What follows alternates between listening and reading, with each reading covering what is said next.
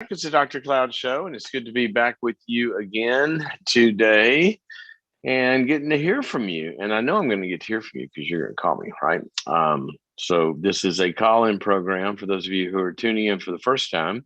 And for those of you who are not tuning in for the first time and part of our listening or viewing family, depending on where you watch, Facebook, Instagram, YouTube, you can get it as a podcast, wherever you get your podcast. I want to say hi to the family. I had such a great time last week.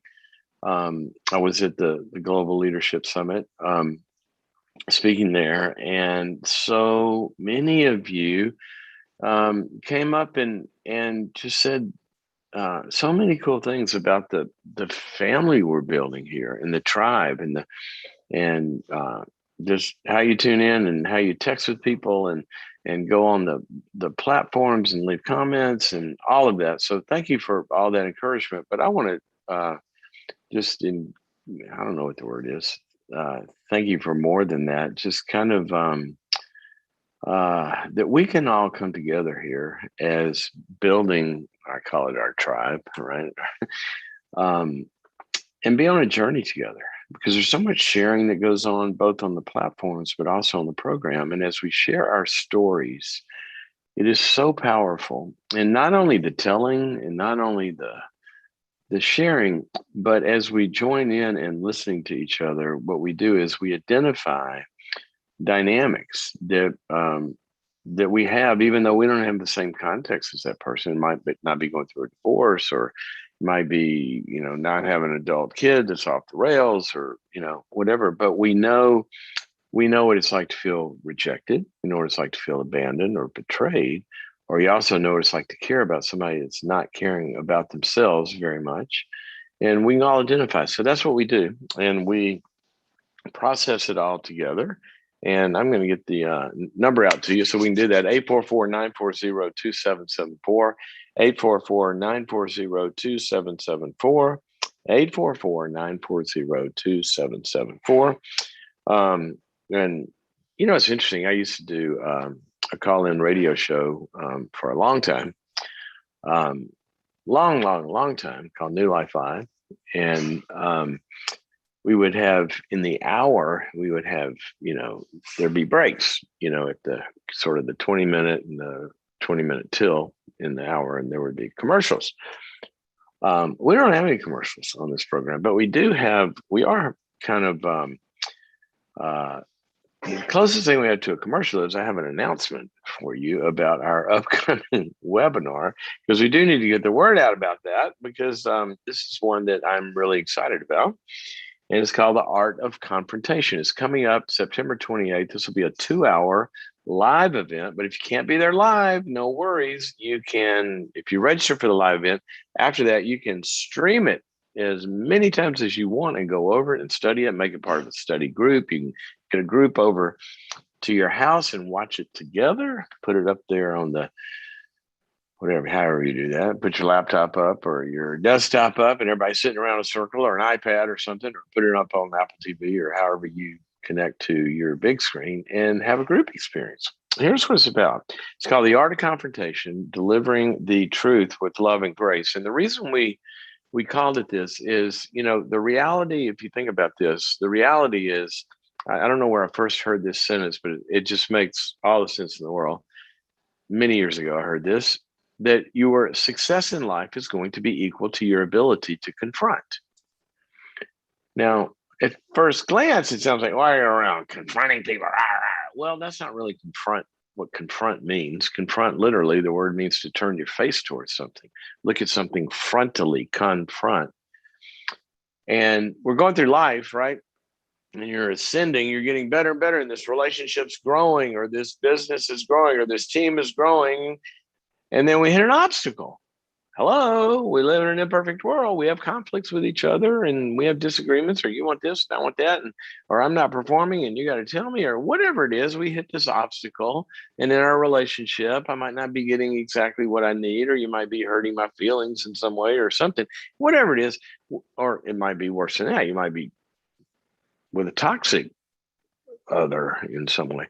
Anyway, so we hit this obstacle, right?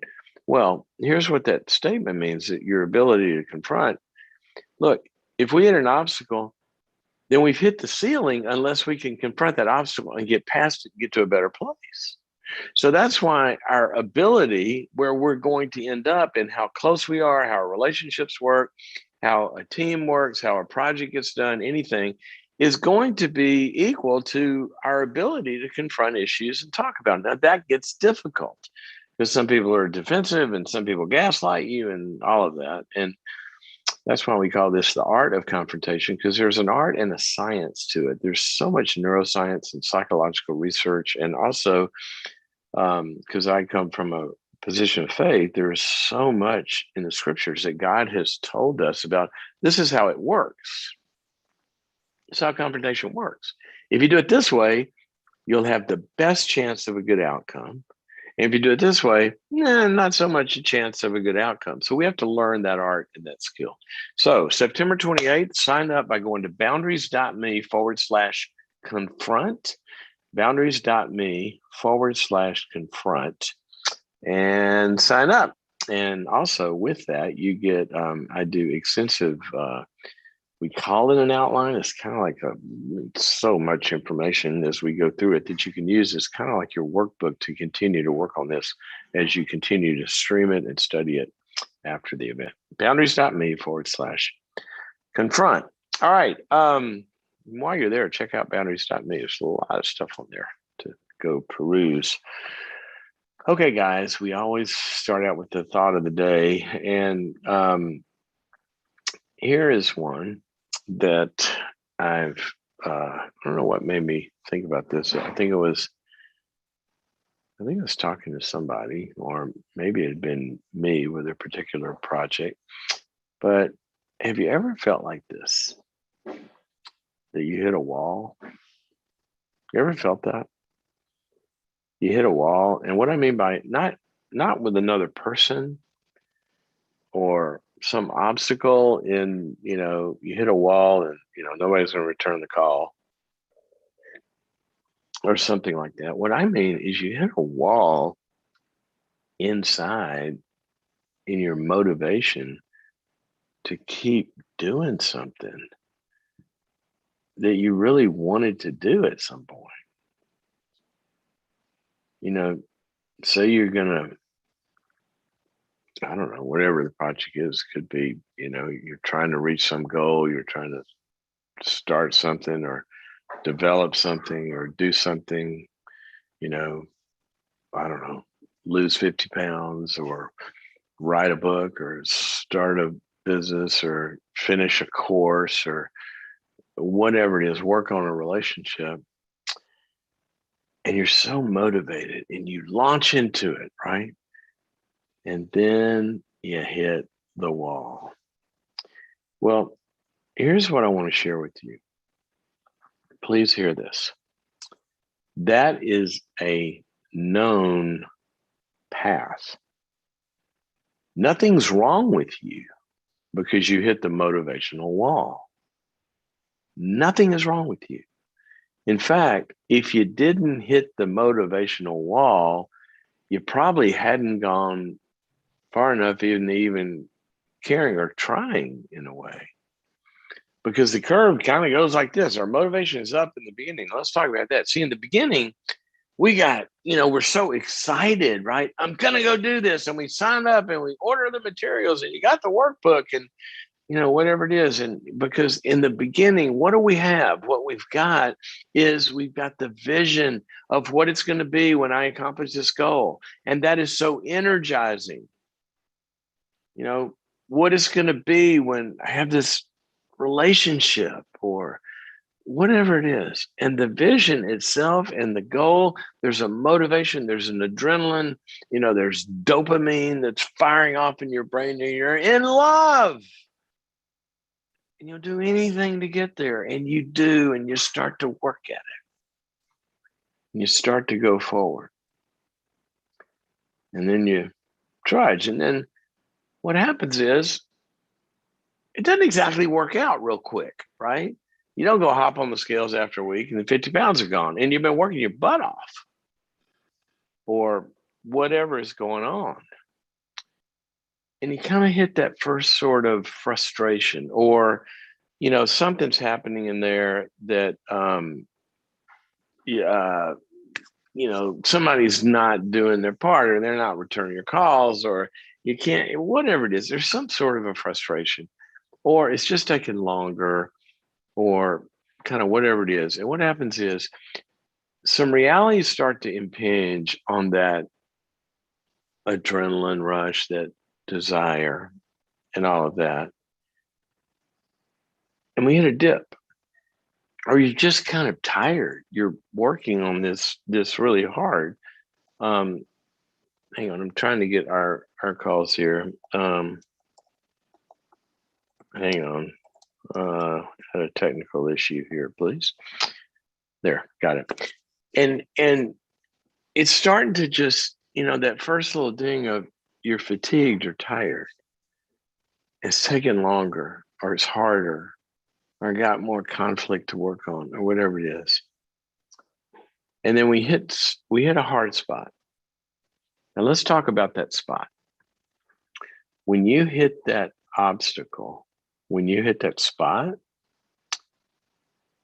that's kind of a point at which, some stress things kick in, and it's going to take a stretch to go further. And it's probably going to take new parts of you or new skills to go past that spot. So it's kind of, reality is calling us to the next level in some way, next amount of effort, next amount of perseverance, whatever it is that suffering is doing. And when we hit that anxiety moment, then one of the predictable things about the ways that humans function is we will regress to the last place of comfort, because we're out over our skis a little bit.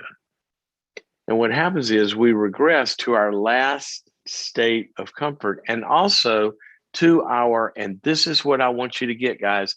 Please hear this. You will regress to your deeply ingrained patterns of dealing with frustration that feels like something that you can't negotiate. Now, what might that be?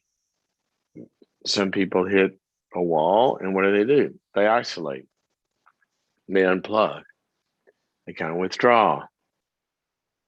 And when they withdraw, now they're not connected from the people that motivate them or help them or whatever.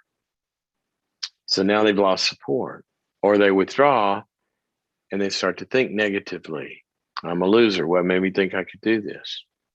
Or maybe when they hit frustration like that, they get distracted and go do something that feels good. They medicate themselves in some way, or get distracted into something that they're good at. I worked with a CEO not long ago, and his main pattern was, he told me, he said, I need help because there's some things I've got to do to make this work. And what I don't like to do, and there's other things I like to do. And when I hit that wall, I always go do the things I like to do, but they're not driving the needle forward. And so that can happen as well. Or we can get negative and critical internally. So whatever, and please hear this. This is a human thing, okay? We do not need new ways to fail. The old ones are working just fine. We do not need new ways to fail. The old ones are working just fine. In other words, we all have predictable patterns that when we do get derailed, it's pretty much a predictable pattern that we get angry, or we get defensive, or we go turn to medicating ourselves, or we isolate, or we withdraw, or we give up, or we go critical. So I want you to, before you hit the wall, I want you to know, I know that pattern is going to come. I know I'm going to be tempted to do A, B, C, or D. I'm going to get triggered into that, because that's what I do when I feel like I'm not succeeding. And then I want you to quarantine that moment. And here's what I mean by that. When that happens, what are you going to do? When that happens, what are you going to do? Be ready. That's all you got to do. When that happens, I'm going to call my support group, tell them I feel like quitting. When that happens, I'm not going to feel like I have an answer. So, and I'm going to, with lack of clarity, I'm going to call my coach, or I'm going to find a coach, or I'm going to go back to the beginning and whatever the plan is. Be prepared that your pattern is going to kick in, and it will, and that's a known thing. Now, here's one more thing to factor into this. There's something in performance psychology called the 40% rule. And the 40% rule basically says that our system will tell us that that's as far as I can go at about 40% of what we can actually do.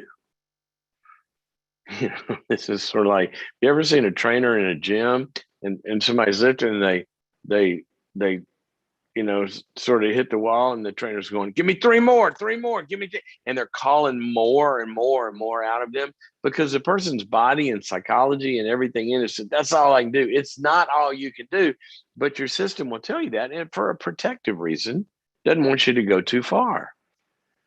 I've been in physical therapy for over a year now, my knee replacement, my spine surgery, and all of that. And one of the things that I'm working on, if you can see my finger in here, is getting the leg totally straight.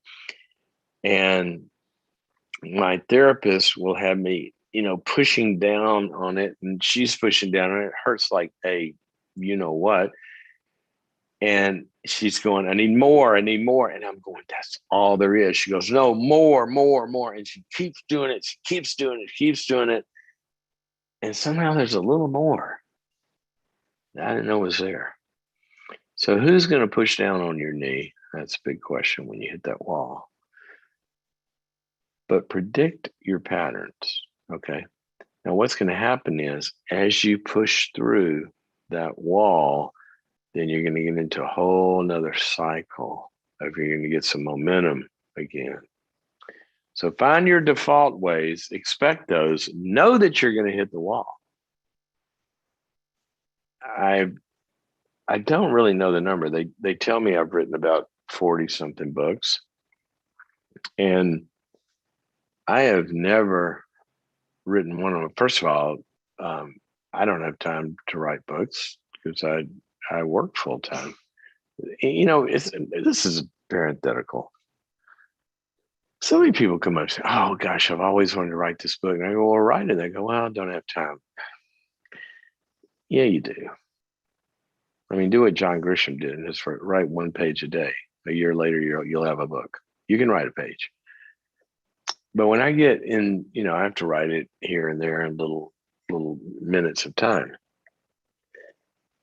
because I'm a practitioner. I'm not an author, but novelists, they have time and they block out a year and write a book. That's great. But my point is, whenever I start to do this, I know I'm going to hit that wall. It's coming, because you got the idea, and I start and I jump into it. The first wall I have is to get started, because it looks so big. And I know my pattern, and I know, oh my gosh, I got to open up that first Word document for that first chapter. And I can't even hit open, because what I'm doing is I'm opening up what's going to be about 6 months of every moment of spare time I ever thought I had is going to be gone, and my brain's going to be drained, and I'm going to have sleepless nights. And I know I'm leaning into something that feels like, a hot foot Sunday with razor blades.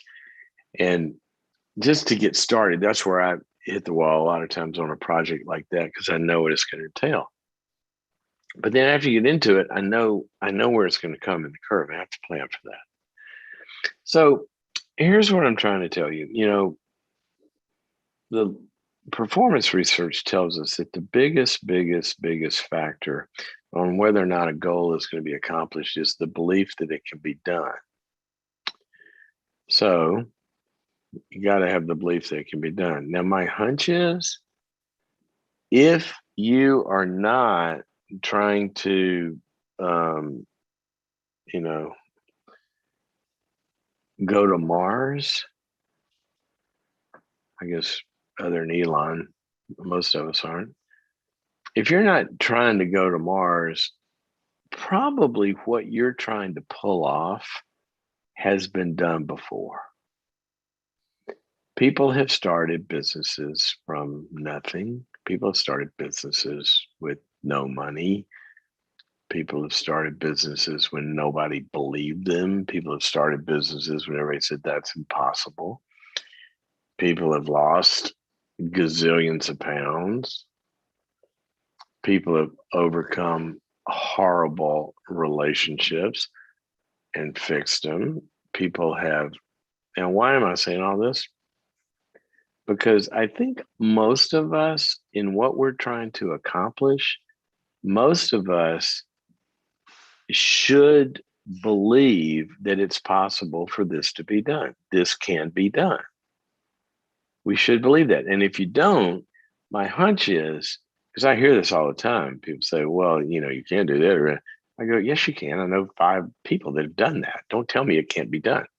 So our circle of knowledge is too small because it's been done before, probably what we're thinking of. So that takes care of the first biggest factor, the belief that it can be done. Now, the second one has to do with that belief has got to be fueled with not just optimism, because that's an optimistic belief that we can do something. We can reach this goal, guys. We can hit that sales number. We can find a day worth keeping. All right. That's a book I wrote, How to Get a Date Worth Keeping. A lot of people think they're stuck in their dating life and this can't be done. Yes, it can be done. Okay. But after that belief in that optimism, you have also got to acknowledge it can't be blind optimism. It's got to be optimism that says, and in order to get it done, we're going to hit some obstacles. There's going to be times when I don't feel like doing it. There's going to be discouragement. There's going to be rejection. And if we don't understand that, then when it happens, it will fall through the motivation curve. What I'm trying to get you to see today or acknowledge or agree with is you're signing up for some frustration here. When the Navy SEALs go to take down a target, they believe that it can be done. And I heard General McChrystal last week talking about risk assessment in strategy and battles. And they always get to the number of what the certainty is and the risk before they hit go on a mission. You got to believe this can be done to a high degree of probability. But when they go do that, they also know, and some people are going to be shooting at us, and we're going to have some rough terrain, and we're not having any water for however many miles, and we're not going to have any fuel, and people are going to be dropping bombs on us. And it can be done. So we got to keep the belief that it can be done and acknowledge this is going to be hard and prepare for that.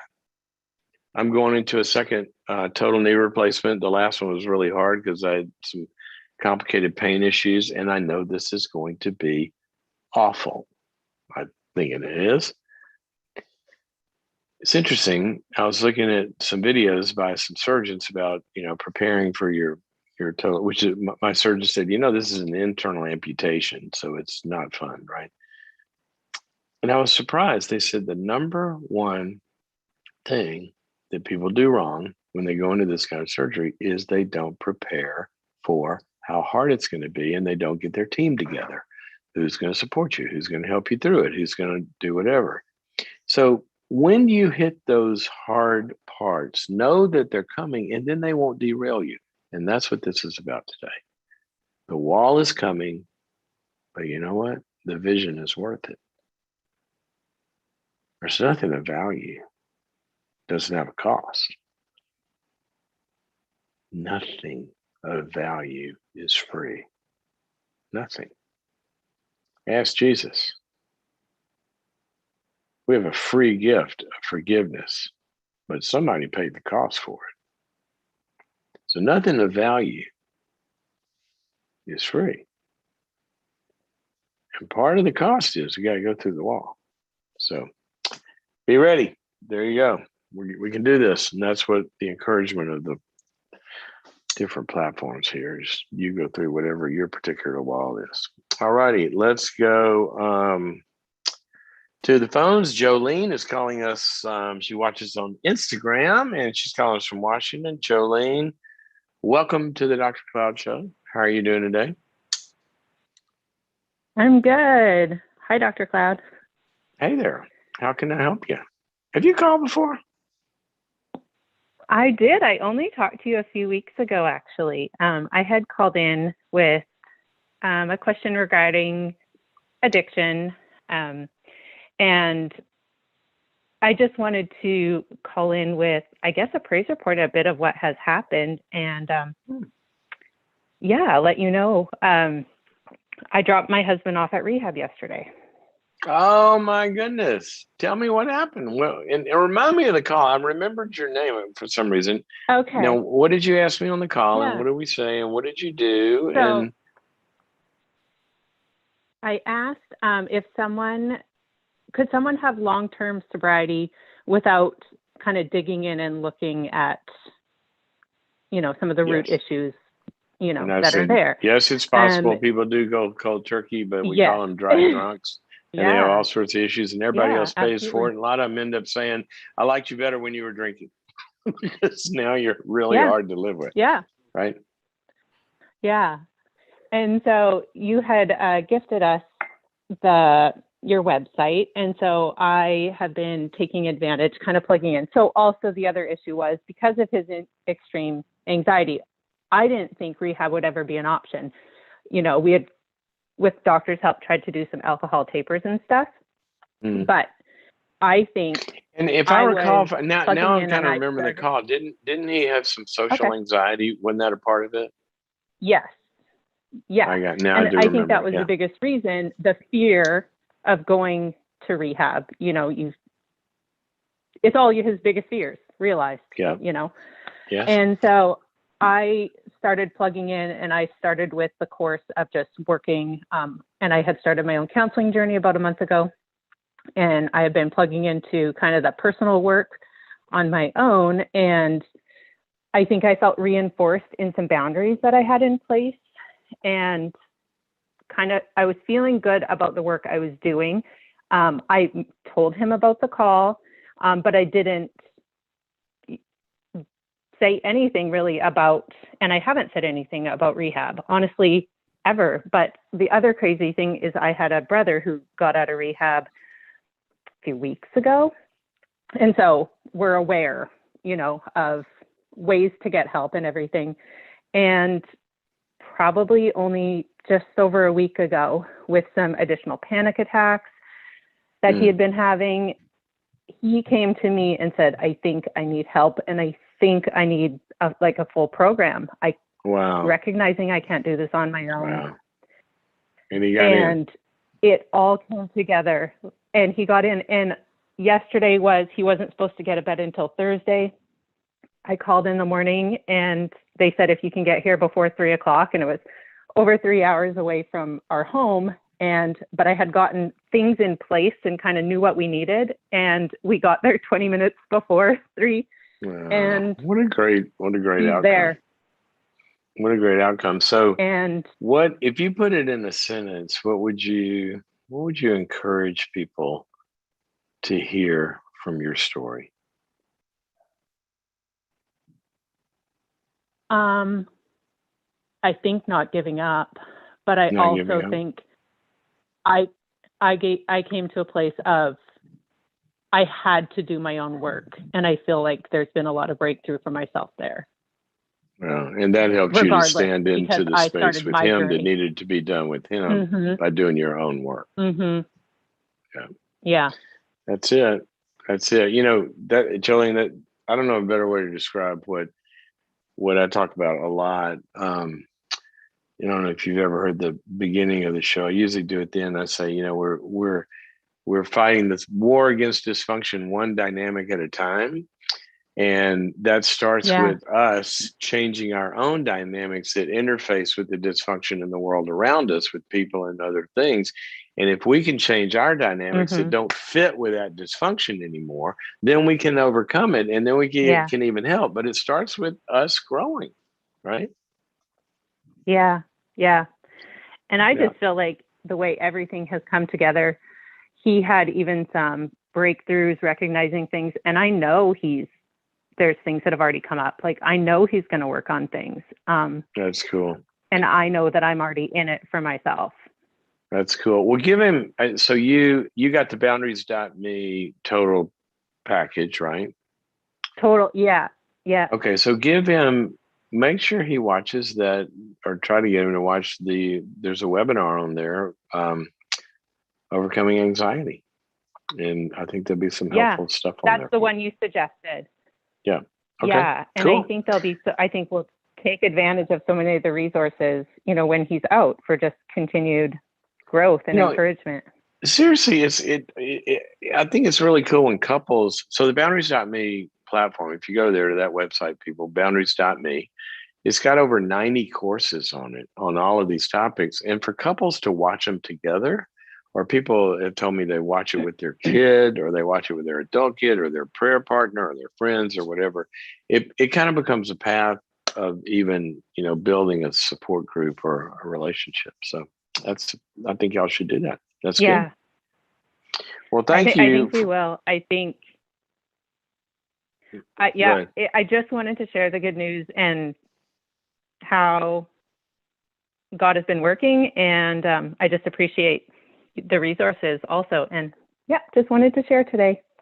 Well, you are so kind to call in, and, a lot of times you don't get to complete the loop on what happened. And we all applaud. Show her some love there on Instagram. Let's get some bubbles going up, or whatever those things are, for Jolene, taking that growth step. And now she's not only grown herself, but she's been a part of her husband getting over long-standing social anxiety and addiction and all that just because she took a step. So way to go, Jolene. Thank you for your call.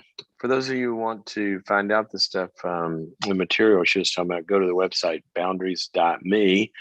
All you got to do to become a subscriber is put your email address in there. And that's kind of the first step.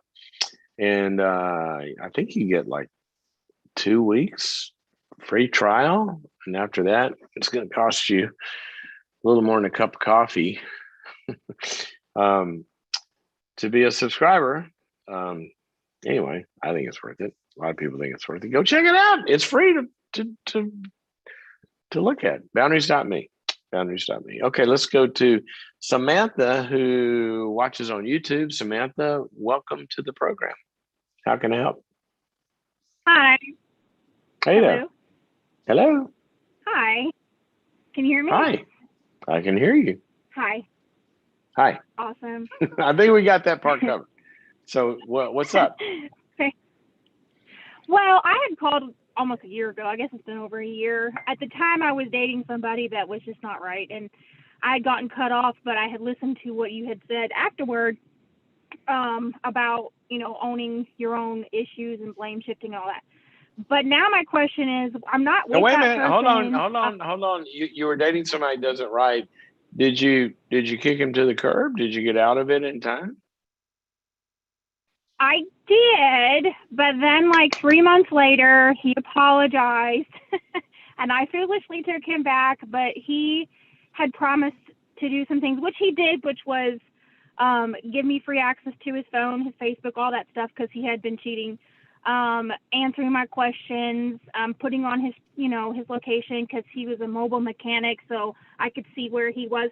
So he promised all those right things, and he did them for about 3 weeks, and then it started going backwards again to where he blocked me on everything, started talking to other women on Facebook again and all that. So then then I tried talking to him and telling him how that makes me feel, and it causes me to remember when he was cheating, and he would have said, oh, well, I'm not doing it now. You're just insecure. You're just instigating. When I would ask, who is that? Or why are you messaging that girl on Facebook and then deleting her messages and blah, blah, blah. And wait a minute. So anyway, and this is like strike 3 at this point. So did you get out of it then? Yes, I did, as far as a relationship, but during that time we were together, I had purchased 3 RVs that I was going to renovate, and he was supposed to kind of be the muscles and the hard stuff of it. And then when we had separated again, I still had those 3, and I was kind of stuck with them.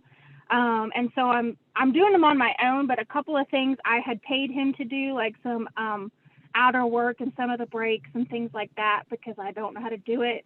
And RV people are really expensive. So I paid him, and he would take the money, and we'd still talk and that kind of thing. But to this day, I had paid him to do one thing almost 4 months ago, and it's still not done.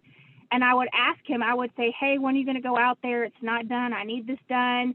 And he would instantly say, you know what? Don't ask me to do anything again. You're so ungrateful. I have things to do. I can't just do this and that. And I'm like, wait a second. I'm How trying much to talk money to are we you. talking about? How much money are we talking about? Not a lot. Like one of the side things was like $150, and then I would buy all the tools for him, and he could keep them. Had you bought the tools? Yeah, I bought him everything. Everything. He has it. So how much are we talking about total? Probably close to 1,000 or so on everything. Will he give you the tools back? You call and say, look, you're not going to do the work. I want my tools back. I've tried that approach. I've tried saying, hey, if you're not going to do it, either give me back the money, and we have a phone plan together that's under a contract, which is another part of the problem. And then I said, okay, if you're not going to, I said, I'll take it out of the phone payments next month and the next month until it's paid back, and I'll hire somebody else. And he would be like, you know what? You wouldn't like that done to you yourself. Again, attacking me. And I'd be like, I'm not attacking you. Okay, I'm trying to so give me, I get it. I get the pattern. There's no hope here that I hear. There's no reason that you think this can work out. So what's the question? Well, the question is because he's still in my life, like I said.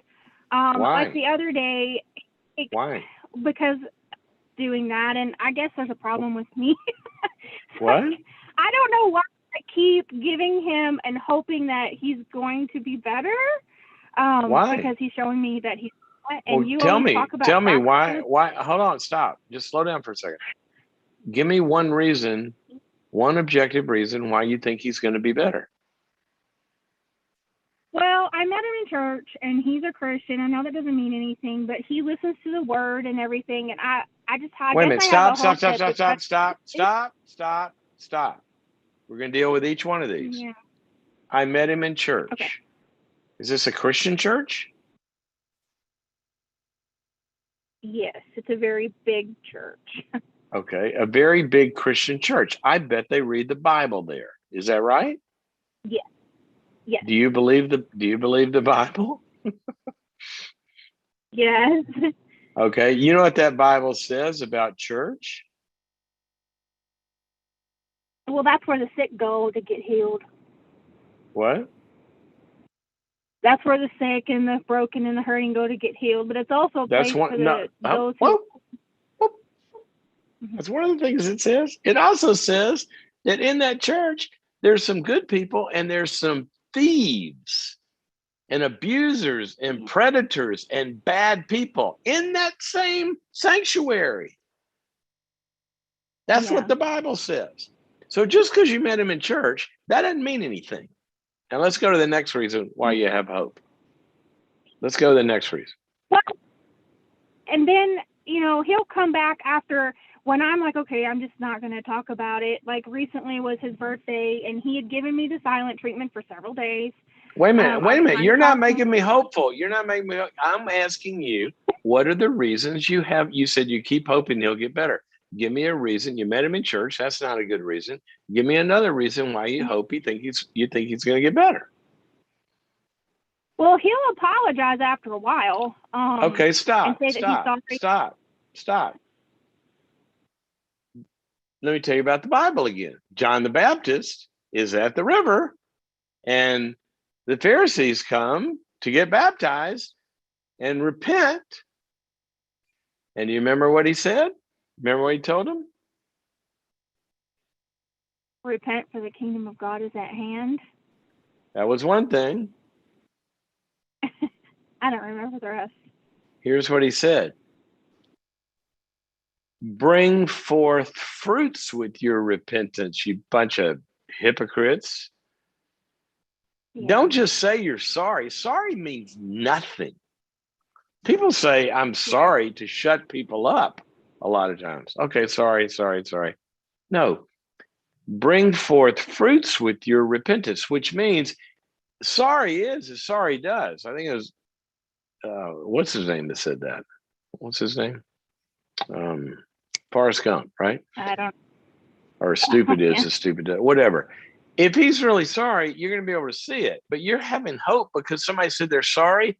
Second reason, that's no reason to have hope. Give me the next reason you have hope.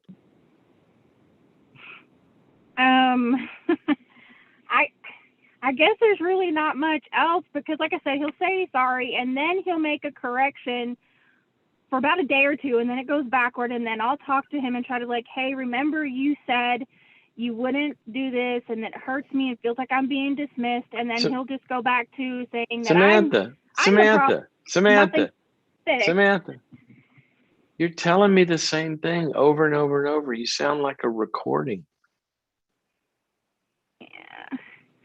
Over and I over and don't know. over. Now, here's the question. Do you want your life to be an over and over and over and over and over again? Do you want to continue this pattern? You can. That's your choice. No, I don't. But Yeah, you and I keep sent him arguing for continuing. Yeah. And so that would have been a question, is like, clearly I can't resolve conflict with him even by talking to him or showing him things or whatever, because he just turns it on me. Or gives me the silent treatment. Right. His go-to is the silent. Right. How so what are you going to do? Talk to somebody. What? So what are you going to do? So do I just not let the conflict get fixed? I just let it sit there and walk away, and deal with me because that bothers me? Or do I try to just tell him what I feel and then not say anything, let him do what he does, and then just go about my business? Because like, it bothers me if there's conflict with somebody, and when I try to explain to them, hey, this is really what it was or what I felt, and then I get nothing back, it's still a constant conflict. I guess I try to fix it. Samantha, you ever been to a Coke machine? Mm-hmm. You ever put a quarter in a Coke machine and the red light comes up and it says out of Coke? Yeah. Well, that's frustrating. You want a Coke, right? Yeah. So how long are you going to keep standing there putting quarters in? There's no Coke there. Yeah, I'm not. I'm going to go somewhere else. Yeah. So what are you going to do? Look, he's trained you well. I mean, it's his choice. If he don't want to listen or resolve the conflict, you can't control that. What you can't control is what you're going to do about it. You can either continue to stay stuck and keep getting frustrated, or you can find enough support to, go find another Coke machine. Yeah. So is that your question? I guess that's the problem. Well, yeah, I mean, it was more, that's exactly it, I guess, because it's like, I don't want to just leave things bad. Wait a minute. You don't have to leave things. You can continue to do what you're doing. Those are your two options, it looks like. You don't have to leave. You can do this for 30 years. But what you you have incompatible wishes. You've got a wish to resolve conflict, and then you've got a wish to resolve conflict with him. Right. Those two don't go together. So you get to decide. All right. I hope that's helpful. Yeah. So basically, the best thing to do is just not talk to him at all and let him stew. Let him what? Let him just be the way he is and doing whatever he thinks. Wait a minute. Hold on a second. You're talking like that's an option. Let him do what let him be what he's going to do versus what? What other option do you have? He's going to be who he's going to be. The question is that who you want to be with? You keep talking like there's an option here that so far we've never seen. He's telling you he doesn't want to listen. He thinks you're the problem. And I haven't heard his side of it, but he's telling you he doesn't want to do what you want. So why can't you accept what he's telling you? Yeah, I guess because when he says he's sorry, it's almost like he means it, but I guess he really doesn't mean it. Or maybe he does, but he doesn't know how to mean it. I don't know. I don't know either. I don't know either. But here's what I do know. By and large, I don't believe what people tell me. I believe what they do. Yeah, I told him that and it made him mad. So what does he do? He gets mad when you tell him things. That's what he does. So let's just see what he does. That's my point. Okay, got to run. I hope that's helpful to you. Yes, thank you. Okay, and I would suggest to you, I wrote a book called Necessary Endings. And in that book, there's this whole section of when do we have hope and when do we not have hope? When is it time to continue to try with a person? And when is it time to, there's no objective reason to have hope here. So that's why I asked you, give me all your, I love hope. I mean, good night. I dedicated my whole life to the hope and belief that people can change, and they can. But not everybody is willing. Sometimes there's a reason to have hope. They acknowledge they got a problem. They want to make it different. They engage in a process to make it different. It's proven. They ask for help. They're motivated. You don't have to push them. You don't have to control them into it. There's some way to validate that they're in that process. All of those things, that'll, you see some change. All those things are so hopeful. So hopeful. But because somebody goes to church or because they say they're sorry or because they're good at something or because they're attractive or because other people like them or because they're charming, those doesn't qualify for anything. I mean, what if you were a bank? Actually, you kind of are. You're giving him money and tools and a bunch of stuff.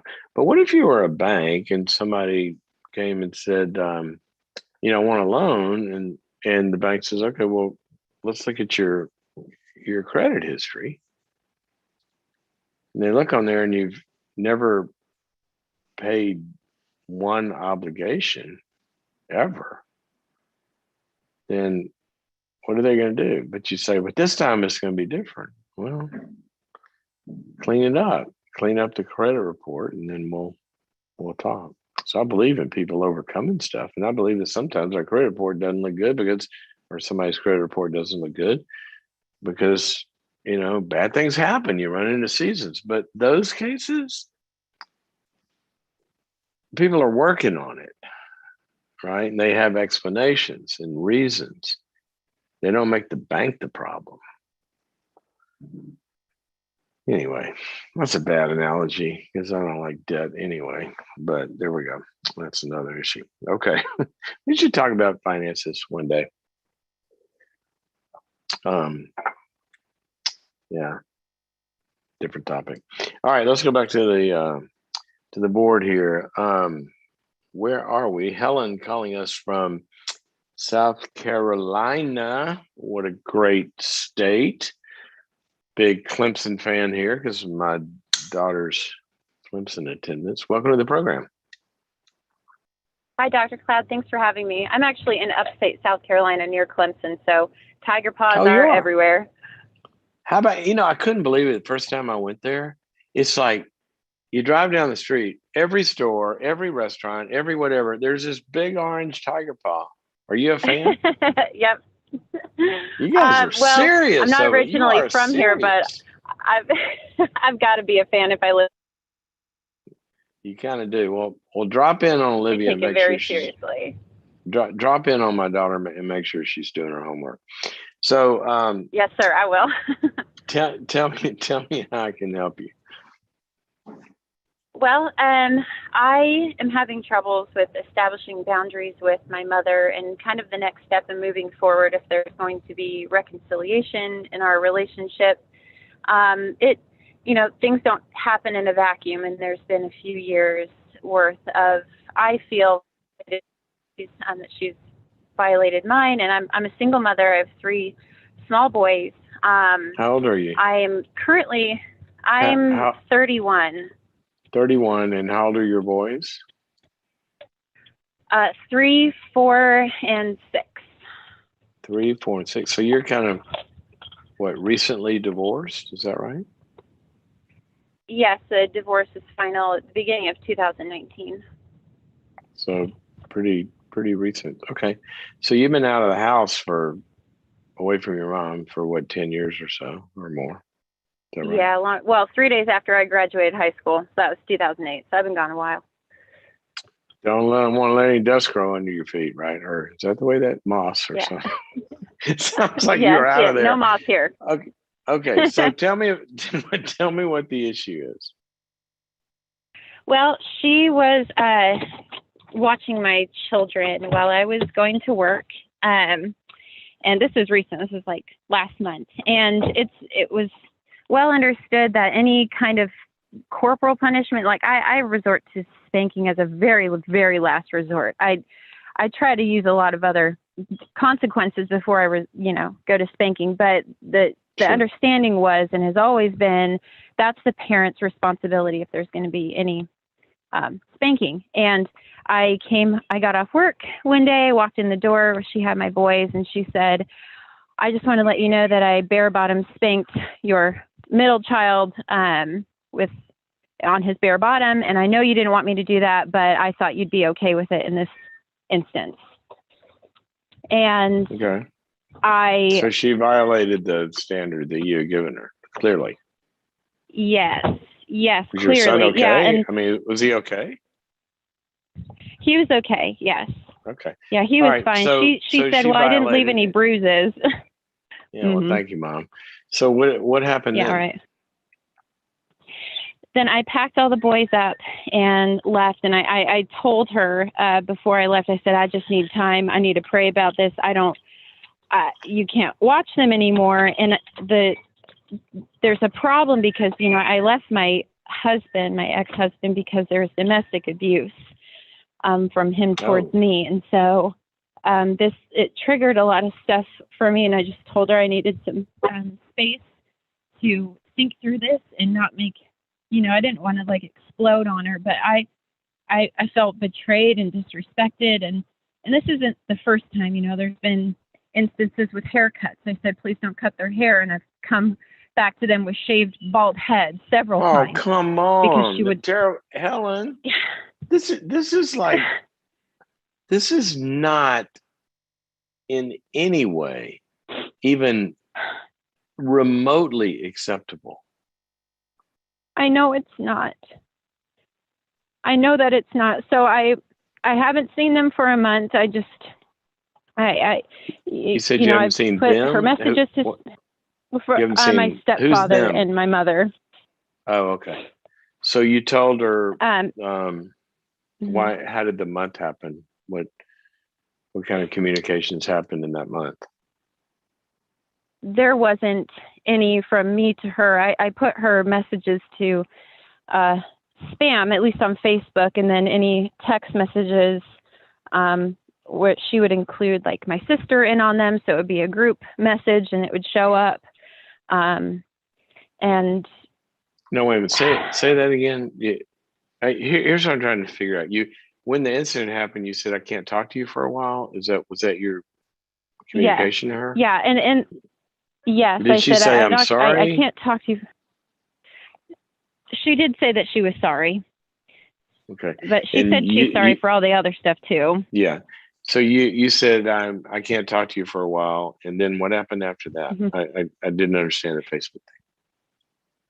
Oh, I sent her messages to spam, so I wasn't getting messages from her there. And I continued on going to my 12-step group. I continued going to church. I've been praying about this. I haven't talked to anybody about it because I just wanted to hear, from the Lord and take it slowly and not share my business with everybody. My sister lives with my mom and my stepdad. So my sister is kind of, we're really close. So if there's any text messages from my mom, it's like a group text. between my sister and me and her. So there's kind of like, she's kind of skirting that boundary of not, me not wanting to communicate. So she'll just add my sister in. And what do you do with those? I don't respond. Okay. So what's the question?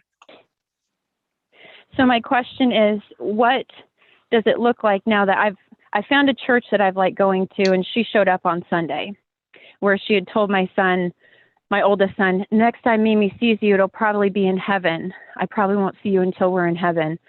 And then she showed up on church on Sunday, and all my kids saw her, and I was cordial, and it felt like forced on me though. Like I've found a church I wanted to go to and a community, and, and then like I'm not given that space. So I don't know how to move forward respectfully with grace and truth. And like, it's hard getting a divorce, and then it's hard relocating, and it's hard being a single mom and having to build your circle. And I don't want to cut people out who, when I feel like my circle is so small anyway, but I just don't know the next step. Oh, Helen, I'm so sorry. This is terrible. I mean, with all you've been through, and then you get, she's supposed to be on your side, right? Yeah. So before I answer that part of it, tell me about the rest of your circle. Who's on your team here, apart from this family system? This family system is not adding a lot of value right now. So who's on your team? I have several people from the church that I've been going to. I have a number of moms. They're not single moms, they're married. Stay-at-home moms for my 12-step group. I have another. I church hop, and so I'm going to 4 different churches right now. So I have people from all different churches, mostly stay-at-home moms and other women. You got a church hop so mom can't find you. Where's she going to be today? All right. So here's what I want to make sure you have first. I want you to have some structure to all this. So, so there's some dependable places. Looks like your 12-step group, on Wednesday night I can be there, on this day I see so I want you to just kind of fill in a structured safety net here, and somebody that knows all this and sort of is available to you and walking through it all. So get that in place first. And it sounds like you're doing a good job there. With your mom, it sounds like what you have told me is that you cannot trust her with your kids. Mm-hmm. Right? She's already shown that. Right? Correct. So, and I can't stand the comment that she made to your son about, well, I guess the next time you see me, you'll be in heaven. Yeah. That's just it's awful. Gross. What did your son say to that? Well, he felt bad. He looked at me and he said, I'm not going to see, like he had done something, and I'm already trying, it burned me up. Yeah, that's just gross. I think the way I would approach this is I would communicate something to her like, this has been really hard because I value you and I love you and I'd like for us to have a good relationship.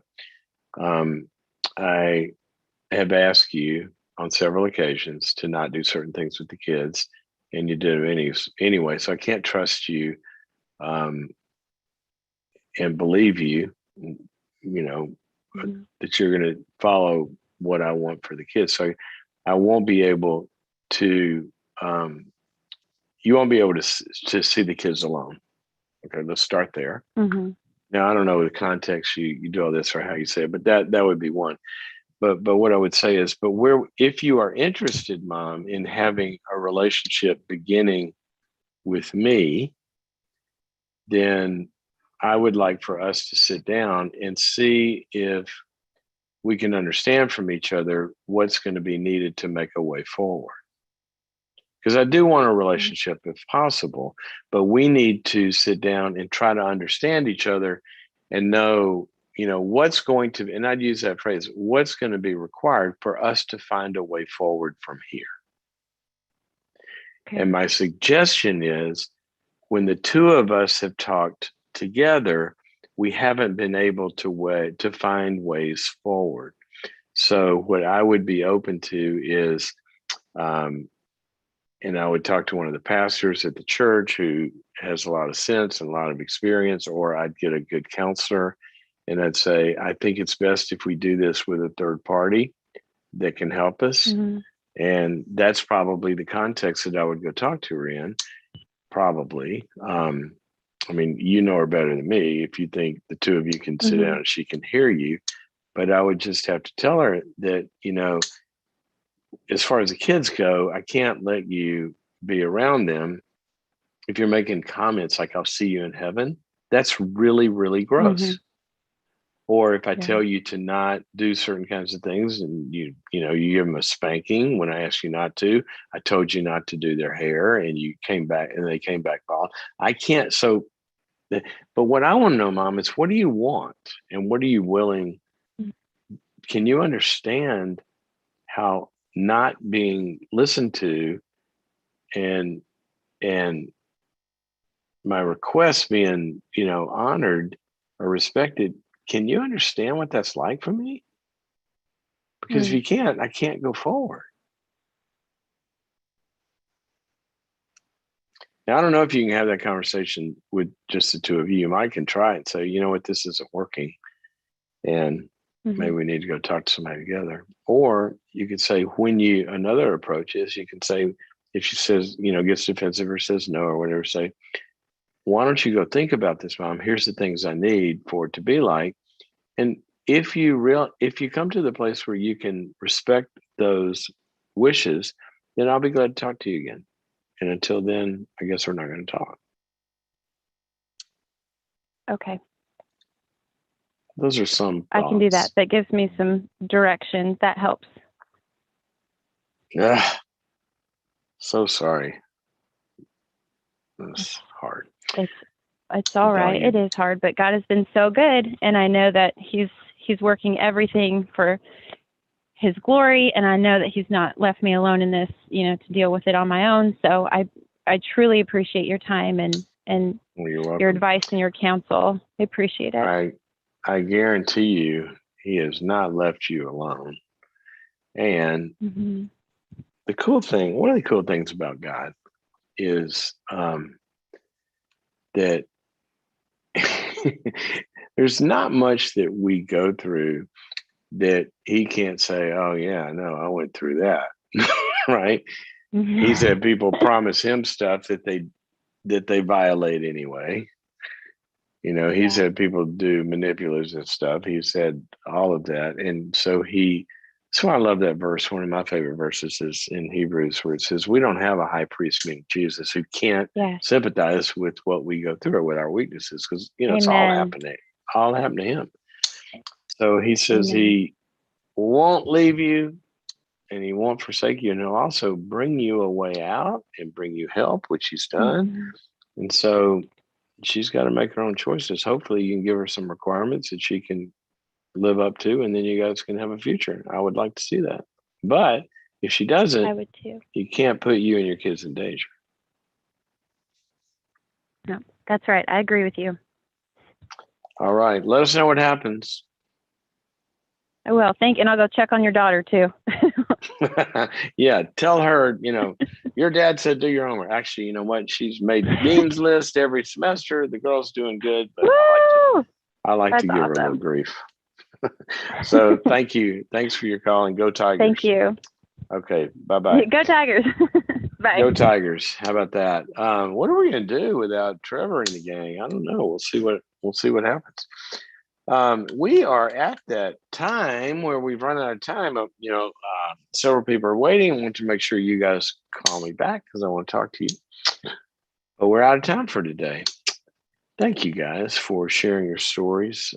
We all learned, everybody can identify with something that's been said today. But one of my favorite things was when Jolene said that, she had to do her own work first, and then she was able to take the stance with her husband that she's never taken before in that certain way, and ends up with a different outcome. So generally speaking, when we're in a relationship, the more that we can do the stuff we need to do, whether it's establishing good boundaries, or maybe, some of you need to get away because you need protection, right? Because you're really getting hurt in some way, or sometimes we need to learn different ways to confront it. There's a whole continuum here. But we do need to make sure that we're taking our own personal steps of growth first. That's what one of my favorite verses says: to get the log out of our own eye first. Then we can see clearly what's going on out there. And sometimes that means we need to see clearly, we need to run for cover, have some strong protective boundaries. Sometimes it means see clearly that there's a way that I'm contributing to making the conversation hard, and I need to change that. Sometimes we need to see that the person doesn't hear it in certain ways, and then in other ways to hear it. But I just love the fact that this is a tribe, this herd here on this program, all you guys that continue to do this with me, that going down a path of like the airlines always say, put the mask on yourself first, and then you can help somebody, right? We got to make sure you're breathing good air and not toxic fumes of somebody's dysfunction or the world's dysfunction, and get some good oxygen coming into your lungs first. And that's what we do here, one dynamic at a time, fighting the dysfunction out there.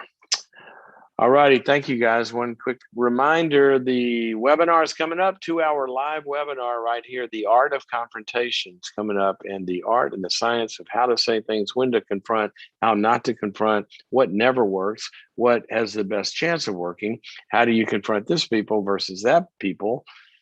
If they're narcissistic, is that different than somebody who is normal? If they're borderline, is that different than somebody that's normal? If they're a gaslighter, is that different than somebody that's normal? Or even in a good relationship, how do we confront each other and talk in a way that leads to good outcomes? That's what we're going to be looking at. The enabling behavior, if you got somebody irresponsible or controlling in your life, or perfectionistic or critical. You got somebody who might be toxic or narcissistic. You might have somebody that they're not hurting you at all, but that you care about, and they're addicted, or they're irresponsible, or their life go by in some way. How do we confront that? How do we confront that? Either we got just trying to work through a conflict. How do we confront that? The Art of Confrontation. Here's how you sign up. Go to boundaries.me/confront. boundaries.me/confront to find out. Well, not find out. That is, I just found out, right? Go to boundaries.me. Wouldn't buffoon. Boundaries.me/confront to sign up. That's what I meant to say. And if you can't be there live on September 28th, you sign up for that live event. You can stream it afterwards, that day, that night, in the middle of the night, a million times, whenever. You get to keep looking at it. And there'll be materials to go with it that you can download. Boundaries.me/confront. And that's it for today, guys. As always, love you guys and can't wait to see you next time.